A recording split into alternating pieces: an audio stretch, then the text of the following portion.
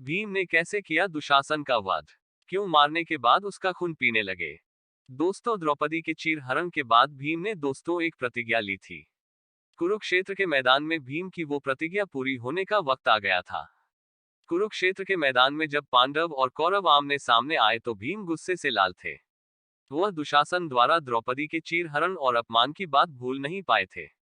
जब युद्ध के मैदान में भीम का सामना दुशासन से हुआ तो वह अब भी अपने चचेरे भाई के प्रति घृणा से भरा हुआ था। उसने भीम को ललकारते हुए कहा, मुझे याद है तुम और तुम्हारे भाइयों ने हर बार मुझे हराकर खदेड़ा है। तुम और तुम्हारे भाई वन में जानवरों की तरह रहते थे। अगर आज मैंने तुम्हारा वध नहीं किया तो निश्चित ही फिर वन में ही लौटोगे। भीम ने कौन सी प्रतिज्ञा ली थी? दोस्तों, भीम ने गरजते हुए कहा, अगर तुझे यह सब याद है तो मेरी प्रतिज्ञा भी याद होगी और आज मुझे मेरी प्रतिज्ञा पूरी करने से कोई रोक नहीं सकता।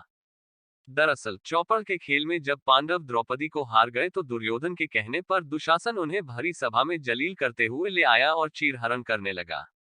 पांडव अपमान का घूंट पीकर रह गए। चीरहरण से अपमानित द्रौपदी ने प्रतिज्ञा ली कि वह अपने बालों को तब तक नहीं बांधेंगी जब तक दुशासन के रक्त से उसे धो न ले। भीम ने भी प्रण लिया कि वह जब तक दुशासन के हृदय से निकला लहू नहीं पी लेंगे तब तक दम नहीं लेंगे। अब प्रतिज्ञा पूरी होने का वक्त आ गया था। कैसे किया दुशासन का वध? कुरुक्षेत्र के बीचों बीच भीम ने दहाड़ते हुए कहा, आज मेरी प्रतिज्ञा पूरी होने से कोई नहीं रोक सकता। वो दुशासन की तरफ दौड़े और उसका गला पकड़कर हवा में उठा लिया। कुछ दूर खड़े दुर्योधन और उसके भाई भीम को गुस्से में कुछ ऐसे देख रहे थे जैसे उन्हें लकवा मार गया हो।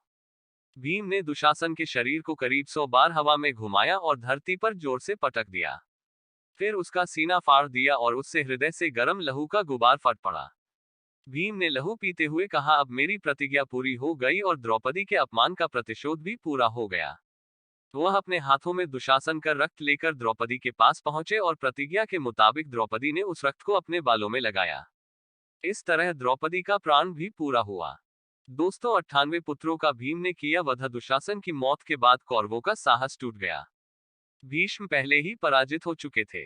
द्रोणाचार्य की मौत हो चुकी थी और अब दुशासन की इतनी भयानक मौत हुई जिसकी कल्पना भी नहीं की जा सकती थी। कौरवों के शिविर में सन्नाटा पसरा था। दुर्योधन ने अश्वत्थामा से कहा, गांधारी के 98 पुत्र भीम के हाथों मारे गए हैं, जबकि कुंती और माद्री के 5 पुत्र अभी तक जीवित हैं। अब केवल कर्ण ही अपनी अद्वितीय वीरता से हमें बचा सकते हैं। कर्ण को हमारे सैनिकों का नेतृत्व करने दिया जाए। दोस्तों, अगर हमारी स्टोरीज से जुड़े आपके कुछ सवाल हैं तो वो आप हमें कमेंट में बताएं। हम आप तक सही जानकारी पहुंचाने का प्रयास करेंगे। अगर आपको ये स्टोरी बहुत पसंद आई है तो इसे जरूर शेयर करें।